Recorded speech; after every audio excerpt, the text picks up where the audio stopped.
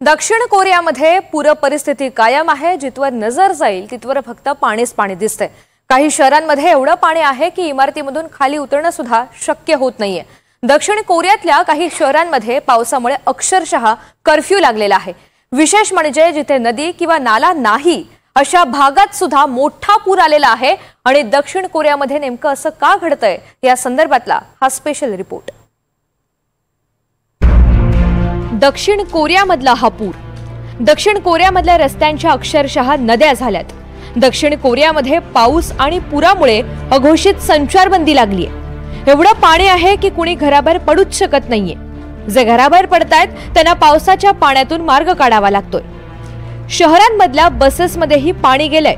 महामार्गांवर अचानक एवढं पाणी साचलं की गाड्या सोडून चालकांना आणि प्रवाशांना पळून जावं लागलंय।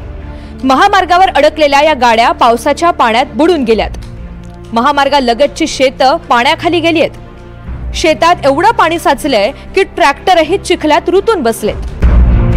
गेल्या 2 दिवसांमध्ये तर दक्षिण कोरियामध्ये पावसाचा जोर प्रचंड वाढलाय।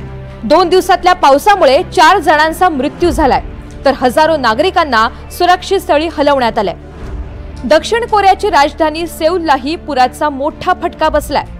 सेऊलच्या दक्षिण भागात असलेल्या ओसानमध्ये पावसामुळे एक भिंत कोसळली, यामध्ये एकाचा मृत्यू झाला।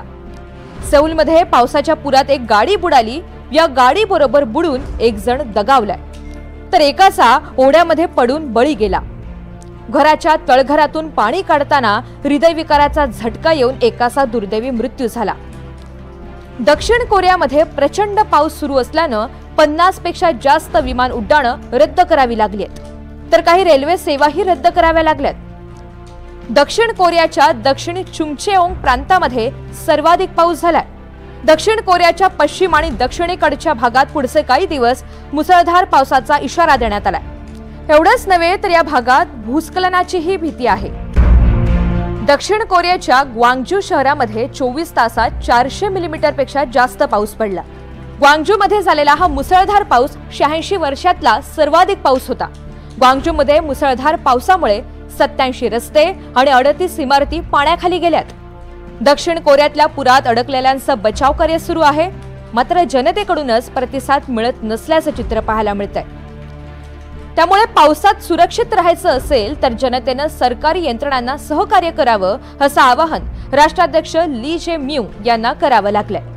ग्योंगी प्रांतामधल्या प्योंगतेक आणि ह्योसेओंग शहरांमध्ये एका तासात 80 मिलीमीटर पेक्षा जास्त पाऊस पडला। सिओसानमध्ये एका तासात तब्बल 114 मिलीमीटर पाऊस झालाय। सिओसानच्या पश्चिमेकडच्या ताइन काउंटीमध्येही एका दिवसात 300 मिलीमीटर पेक्षा जास्त पाऊस पडला। मुसळधार पावसामुळे येसान आणि होंगसेओंगमध्ये शाळा बंद कराव्या लागल्यात। विक्रमी पावसामुळे दक्षिण कोरियाच्या सरकारनं सर्वोच्च पातळीचा आपत्तीचा इशारा दिलाय। विशेष म्हणजे दक्षिण कोरियातल्या ज्या भागात एकही नदी किंवा नाला नाही तिथेही प्रचंड पूर आलाय। नदीच्या काठाजवळ पर्वतांच्या उताराजवळ राहणाऱ्यांना ताबडतोब स्थलांतर करण्याच्या सूचना देण्यात आल्या।